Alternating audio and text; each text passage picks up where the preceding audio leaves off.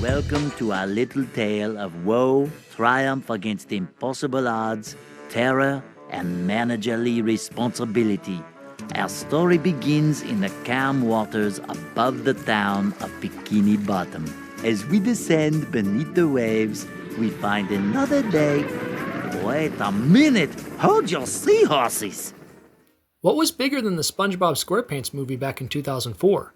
Originally intended to be the series finale, it became a massive box office success globally and showed Nickelodeon just how big of a star the Sponge could be. I only got to see the movie for the first time a few years ago, despite begging my parents to take me to see it in the theaters as a kid. Though I didn't get to see the movie until I was an adult, I played the game back in the day. I can happily report the SpongeBob SquarePants movie is still a lot of fun. Oh, this has never happened before! Get a hold of yourself, Eugene. I'm going in.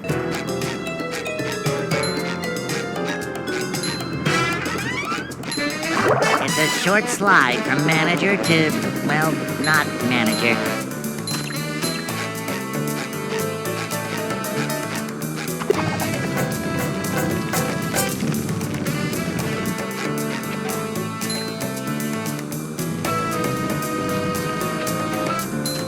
Jumping back in after many years, the first thing I wondered was who the voice actor was for Mindy, since she sounded really close to Scarlett Johansson, who voiced her in the movie. Okay, Patrick, since you've brought me enough Goofy Goober tokens, you may now use the cartwheel move. To my surprise, she reprises her role in the game. Glad I wasn't crazy. Most of the cast from the film voiced the characters here. Even Clancy Brown, who plays Mr. Krabs in the show, the movie, and is known for being replaced in many early SpongeBob video games, is also back as Mr. Krabs. That's a rarity when talking about games based on movies. Most actors opt out of lending their voice to the coinciding games, so sound-alike voice actors have to be hired in their place.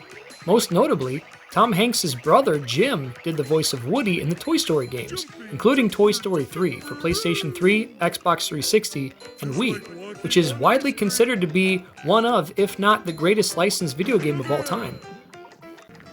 The fact the original voice actors are back bodes well for the game's authenticity in regards to recreating the vibe of the motion picture.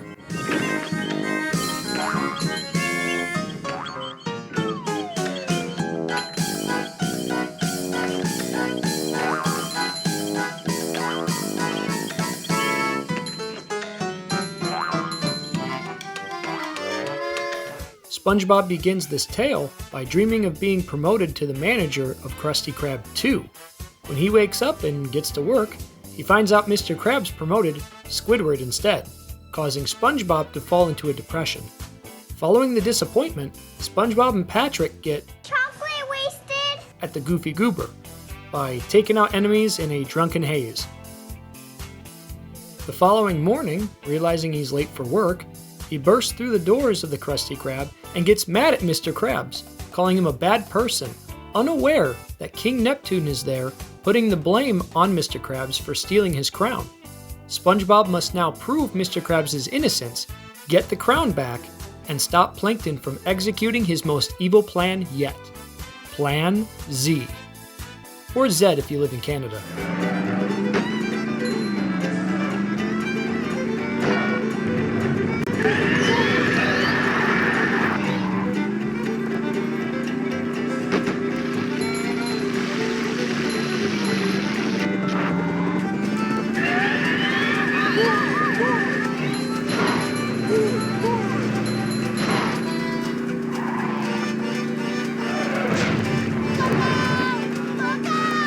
The story deviates from the movie while also staying true to it, if that makes any sense. The cutscenes explain what happens in the movie, borrowing stills from the film, which feels like a glorified slideshow. That's a small gripe of mine, since movie tie-ins up to this point had already used clips from their respective movies as cutscenes. However, the game does a great job explaining what happens in the film while also explaining the level you're about to play that goes in a different direction than the film. Since the game came out a whopping 23 days before the film hit theaters, you could have played the game and not have too much spoiled when watching the film. I mean, come on. Regardless of whether or not you saw the movie after playing the game or not, you likely laughed out loud when it was revealed the name of the tough biker dude was Dennis. Now that's pretty funny. Upsy daisy.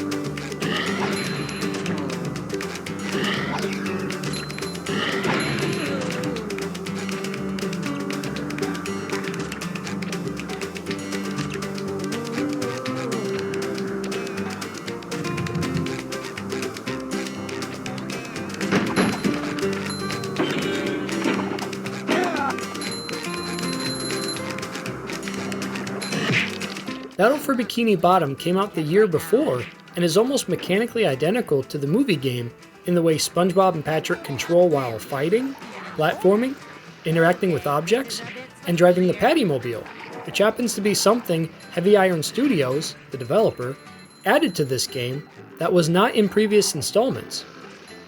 They already built the foundation for how SpongeBob games should play with Battle for Bikini Bottom, so it's easy to see why both games play largely the same. Considering how the movie game borrows a lot from the previous games, I still find it crazy how they turned around and released the movie game a year later without huge glitches or bugs, and still beat the release of the movie by a month. It has 18 levels, 5 more than Battle for Bikini Bottom, and has more level variety with improved controls, though the camera was still an issue on rare occasions, but not as bad. Having played both, I can tell you I didn't get bored or want to break away like how I got tired of playing Battle for Bikini Bottom due to how samey most levels felt and how often I found myself missing platforms that sent me falling to my doom because of the camera. Fun fact, when I got around to playing and beating the SpongeBob SquarePants game for the first time about 2 years ago, I remember listening to the heavy metal band Lamb of God because I was on a metal kick and finding it fitting somehow as I beat the game in one sitting. You should try it sometime. Just pop on some heavy metal and get through SpongeBob SquarePants the movie. It was an oddly therapeutic playthrough.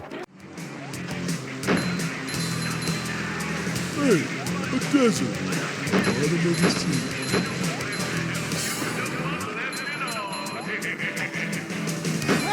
That was different. Talk about pretty rock formation, Patrick. This one's up to you.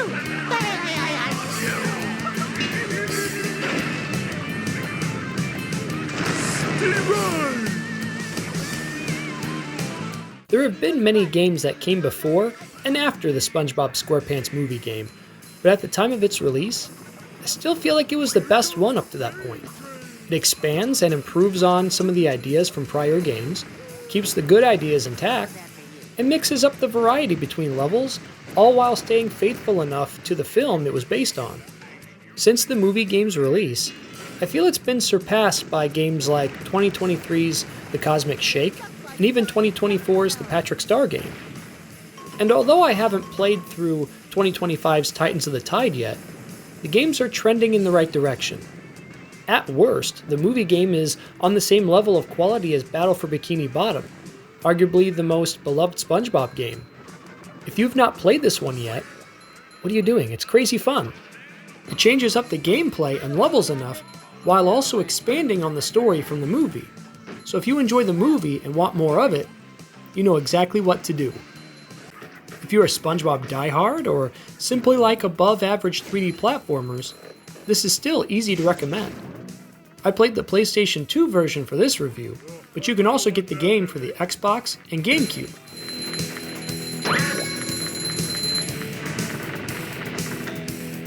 Oh no, spiders! It's not a very expensive game, worth anywhere between $13 to $25 complete in box, depending on the system and whether or not you like the greatest hits packaging. It's an affordable game, so don't be a goofy goober. It's SpongeBob SquarePants, the movie, the game.